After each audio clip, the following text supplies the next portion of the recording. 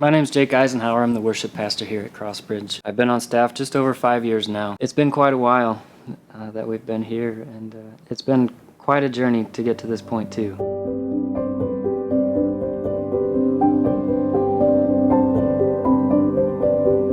I spent 4 years in school and spent around 7 years working as an engineer before I came on staff at Crossbridge. Just before I started on staff, my dad had passed away.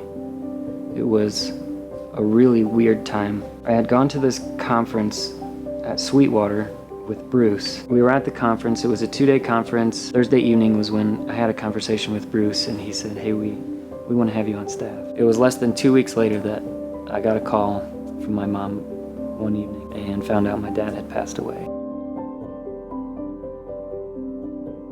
It was really hard for me because he had really changed his life a lot in the previous couple of years. He had gotten more involved at church. He was baptized just a couple years before that. Seeing the change in him and his desire to grow closer to God was really cool, especially knowing the history for him and for myself, where I just felt like I needed to have a job where I could provide, and the church wasn't really gonna do that, especially not as a part-time worship pastor. We always want to make our dads proud, so I just had that desire of like, "Hey Dad, this is what I'm gonna be doing," and to have him tell me, "That's awesome, I'm so excited for you." Deep the Father's love for us, how vast beyond all measure. And things were really going pretty well for quite a while. And after about the first, I'd say 2.5 to 3 years, I really started to kind of feel it wasn't from God, but this pull to do something else. Like I was starting to get bored with worship, and I was starting to get bored with the things I was doing. And I had talked to several people about that and was really challenged to think about where that was coming from.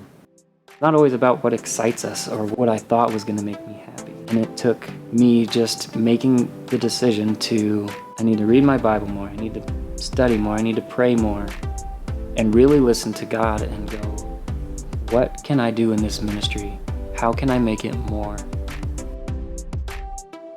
I had read a book about spiritual disciplines and kind of had an idea of, and so I focused on mental discipline, spiritual discipline, emotional discipline, and physical discipline.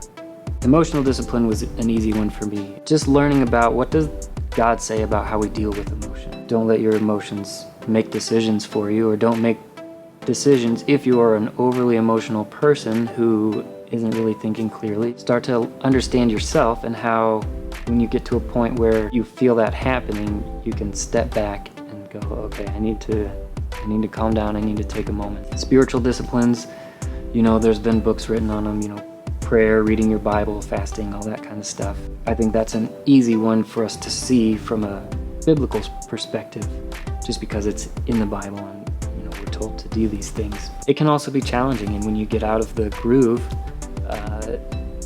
it's tough. And like with all these disciplines, it's how do I stay motivated to go every day? Or I have to get up early in the morning to work out. How do I get motivated to do that? The answer is always the same. It's not motivation, it's discipline. And so there's, just a lot of things where you kind of have to step back from motivation, and it goes back to what I said earlier about me waiting for that project or that thing that would excite me about my job and saying, okay, I need to go do this. I need to go find this thing. And it's the same thing for these disciplines.